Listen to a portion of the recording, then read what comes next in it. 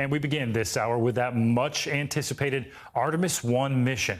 This morning, NASA is expected to launch an uncrewed capsule into the moon's orbit propelled by the most powerful rocket ever built. It's a key test of the technology they hope will soon put astronauts back on the moon's surface nearly 50 years after the Apollo missions. If successful, it could open the door for a crewed voyage to Mars and beyond in the decades to come. NBC News aviation correspondent Tom Costello has the latest now from Kennedy Space Center. Good morning. NASA is working several issues, and they could be game stoppers this morning. Let's roll through these. Number one, NASA says they have identified a crack on an inner fuel tank flange, a collar, if you will, on that core stage, that big orange tank that holds 538,000 gallons of liquid hydrogen. They're working that. They've also seen a frost line on that tank, so that's concerning. Their bigger issue, though, right now is a flow problem, a fuel flow problem on the number 3 engine. Now, there are 4 engines underneath that big tank. All of them have been repurposed from the space shuttle days. Number 3 has flown 6 times already, but this morning they have problems with it. So right now, it's a high priority to figure out what are these issues. Can they address them? Can they get the vehicle up and off the pad today? Make no mistake about it, NASA's very future with the space program depends on a smooth launch. With dawn breaking over Launch Pad 39B, NASA is working multiple technical issues that could prevent Artemis from lifting off on schedule. The other wild card, Florida's volatile summer weather. On Saturday, 5 lightning strikes hit the towers at the pad, deflecting the bolts away from the Artemis rocket. No damage. If NASA is able to work through the technical glitches and the weather challenges, Artemis is poised to carry America back to the moon. Just the overall mood and focus within the team is definitely a positive one. Artemis is massive at 322 feet, nearly double the height of the space shuttle and tank on the launch pad, using 4 reused shuttle engines with 2 booster rockets strapped to the sides, even louder and more powerful than the monster Saturn V rockets from the Apollo era. This mission's goal, put the Orion crew capsule into a 42-day uncrewed orbit around the moon. This mission goes with a lot of hopes and dreams of a lot of people. And we now are the Artemis generation. If it all goes as planned, astronauts could orbit in 2024, then a moon landing in 25 or 26. Eventually, a new space station will orbit the moon, with astronauts spending 6 days on a moon base, and one day, Mars. Rick LeBrode is the Artemis lead flight director. We talked to him in the old Apollo 11 mission control, now restored down to the way it looked on that day in 1969. You are building on 50, 60 years of NASA engineering expertise and experience. Right. Absolutely. They figured it all out back in that day, in the Apollo day. The trajectories that we're using to get to the moon and back, identical. They're the same trajectories. The first Artemis mission critical to testing all systems before Artemis and Orion carry astronauts. Pam Melroy is one of only 2 women to command a space shuttle flight. Today, she's NASA's deputy administrator. We are ready for this next step to not just visit the moon and go on to Mars, but actually to stay, to do science, and to learn about the solar system and learn about ourselves. NASA's also made it clear it wants to have a woman and a person of color landing on the moon when they do land on the moon. Right now, slated for December 2025, but people within NASA tell me it's more likely 26 at the earliest. In addition, just got an update from NASA. They are still working that hydrogen leak issue on the number 3 engine. They're asking engineers for alternatives and ideas. That does not sound like something they're going to be able to fix and address this morning. Back to you. All right, definitely more to watch on that one, Tom. Thank you. And for more on today's historic launch, let's bring in our panel of space experts. We have retired NASA astronaut and the author of Chasing Space, Leland Melvin, Paul Sutter, a professor at the Institute for Advanced Computational Science at Stony Brook University and the Flatiron Institute in New York City, and NASA astronaut and former commander of the International Space Station, Leroy Chiao. Good morning to all of you. Thanks for being here. And Leroy, we'll start with you. This is a huge moment for NASA and the result of more than a decade of planning. What does success look like here, and what do they want to prove in this first mission? Well, of course, success would be, first of all, lifting off If not today, then hopefully during one of the other launch windows, and then successfully putting the Orion spacecraft into lunar orbit and having it go through its paces and checkouts of systems and other items, and then having it, of course, come back successfully with the heat shield protecting the spacecraft through the entry into the Earth's atmosphere and culminating with a parachute landing in the water. So hopefully all that's going to go well. We're all kind of trying to keep up with what's going on this morning, and we're hoping to see a launch. Yes, definitely hoping. That is what we're hoping for. And Paul, the goal eventually to return to the moon's surface and someday establish a lunar base. So exciting. Why is that important? The moon is a time capsule into the ancient history of our solar system. That surface that you look at when you see the moon in the evening, that is billions of years old. We cannot access that on the surface of the Earth because the surface of the Earth is constantly changing itself over. So if we want to understand the history of the evolution of our solar system and the Earth itself, we have to go to the moon. We have to dig around. We have to get our hands dirty. Yeah, so excited for that to actually happen. You made me excited just hearing about that. Leland, in recent years, we've also seen the growth of the commercial spaceflight industry. We can't ignore that. Companies like SpaceX routinely carrying cargo and astronauts to the International Space Station. So how does that change NASA's vision and how it uses its resources?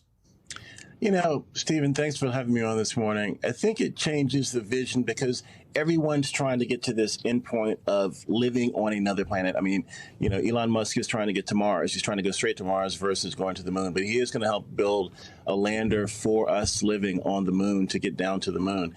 I think, you know, the more people in the commercial sector that are doing this exploration, the more people that will look up and think that there's a reason why we need to explore, as well as to help look back and save our own planet, help our own planet with climate change and so forth. So the more exploration we do, the better off it is, and the more people that are doing it, it's even greater.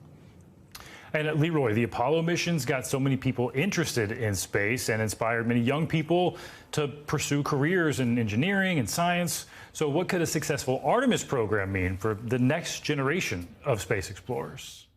Well, you're absolutely right. It was the Apollo 11 moon landing. I was an 8-year-old kid watching that live. That's what inspired me and started that dream of wanting to become an astronaut myself. And so I think Artemis is going to do similar things for this generation, this young generation coming up. Of course, we've been operating in space since then with Space Shuttle and Space Station. And of course, those went and are going well. But in a way, we're a little bit victims of our own success in that it has kind of become routine to the general public. And so while there are still kids excited about space exploration and the station, I think a new program specifically to go to the moon and then hopefully on to Mars in the future will be just as inspirational as the Apollo program was to us. And I love in Greek mythology, Artemis is the twin sister of Apollo, so meaningful that this program is called Artemis. And Paul, the rocket that NASA hopes to use today is considered or called the most powerful ever built. Tell us about that. What is the significance? Yeah, this rocket, we haven't had a rocket capable of delivering a crew to the moon or beyond in almost 50 years. I've lived my entire life without the capability of going to the moon.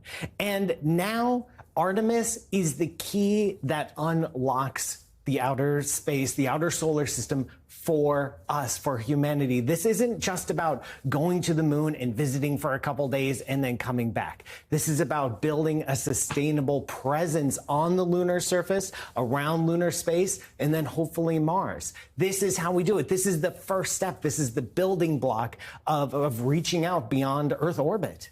An important step to Mars. I love the sound of that. Leland, the Apollo missions that we were talking about were in part a competition with the Soviet Union to be the first on the moon. That sort of started things moving more quickly for the space race. This time seems more against China. What message does the Artemis program send to the world at large, and how important is it for the U.S. to win?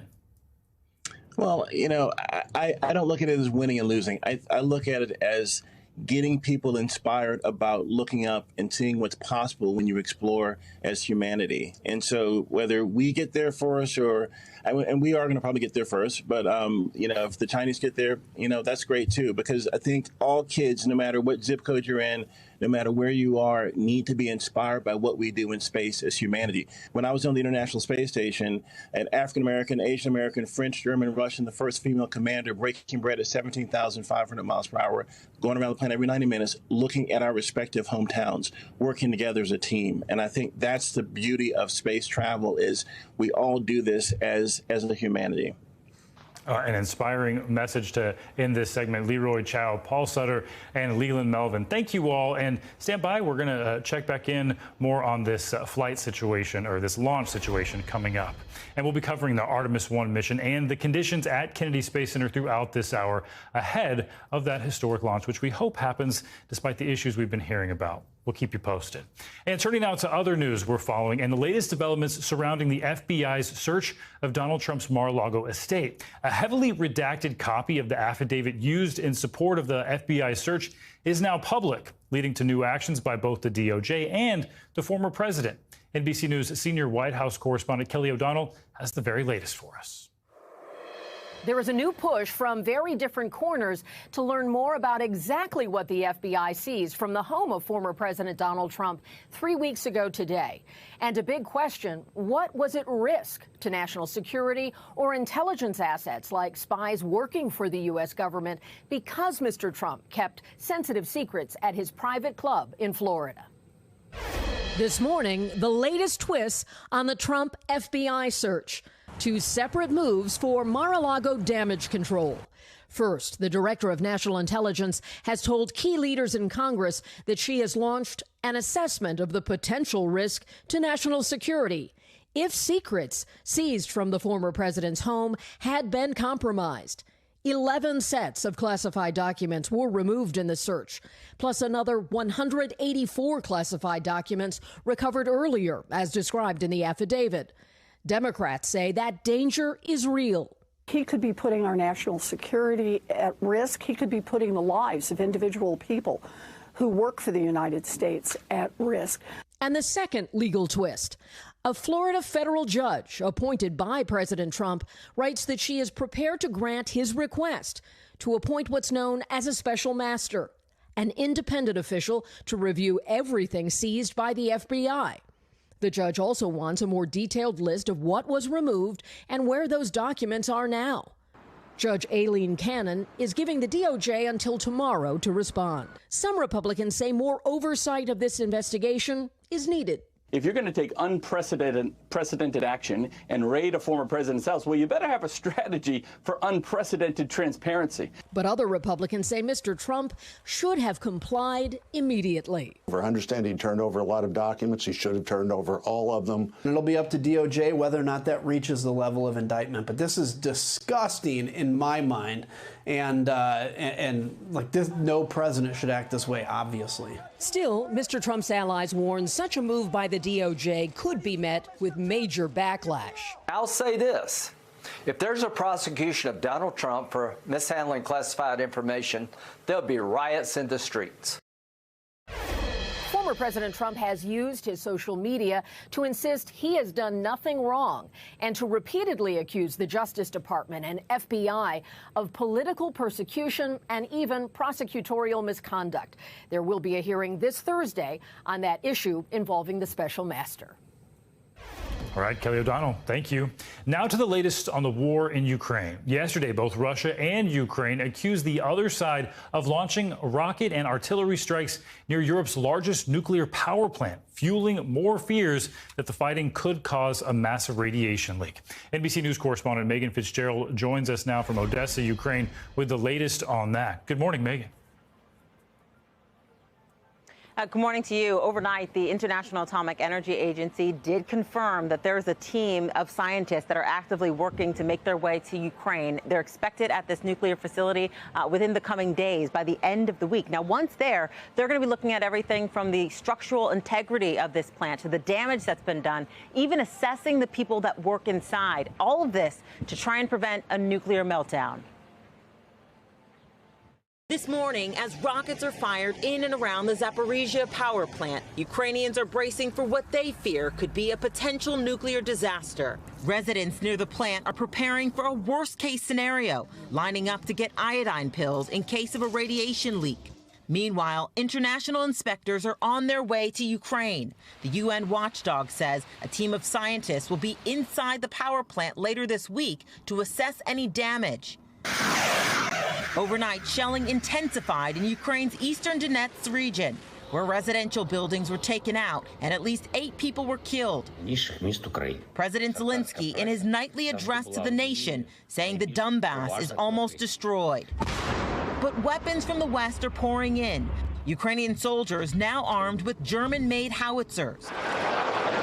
Slovakia offering these military fighter jets to Ukraine, while the UK has donated underwater mine hunter drones, training Ukrainian soldiers how to use them to clear the coastline, potentially clearing the way for more grain to be shipped around the world. That is very important because there is immense pressure, global pressure, to actually start shifting what one could call a grain mountain that's backing up in Ukraine.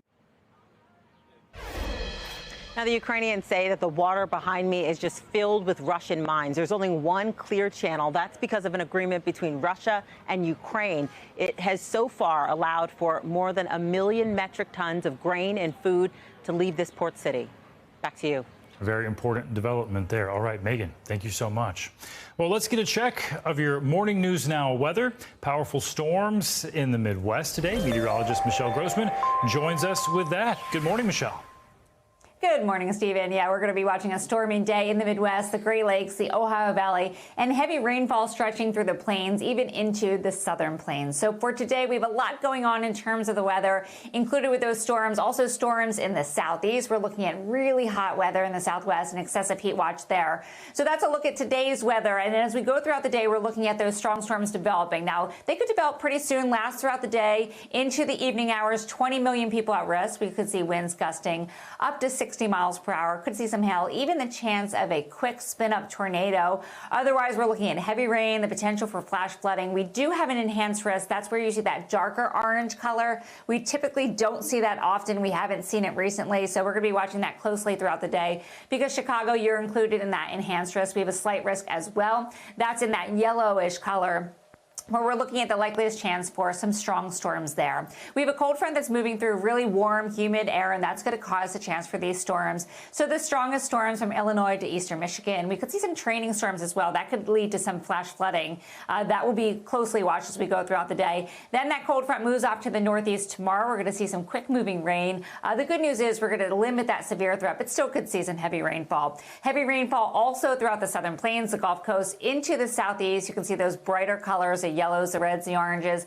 That's where we're looking at the potential for some heavier rain. So along the Gulf Coast of Houston, into southern portions of Texas as well, and also into Florida. Back to you. All right, Michelle, thanks for that update. Sure. All right, let's head to Kentucky now, where school is back in session in some areas that are still recovering from that deadly flash flooding earlier this month. So, Clay, what is the situation looking like out there, and what are the plans for students that are returning today? Yes, Stephen, no, I think you got it right. Breathitt County High School, I've been here all morning. It has around 800 students, and we've seen parents, students, and teachers coming back to school after a delay. It was supposed to start August 11th, but we saw massive flooding. I want to show you some of the images of the school just covered in water, the entire parking lot, water going up to the stairs actually right behind me. Of course, the school has come a long way since then, but a lot of recovery efforts have been needed, and students, teachers, and parents tell me they're excited to get back to the classroom. Stephen? And other areas in Kentucky, of course, Clay, have yet to set a start date for the new school year. Can you tell us more about that and how this might affect students going into the school year?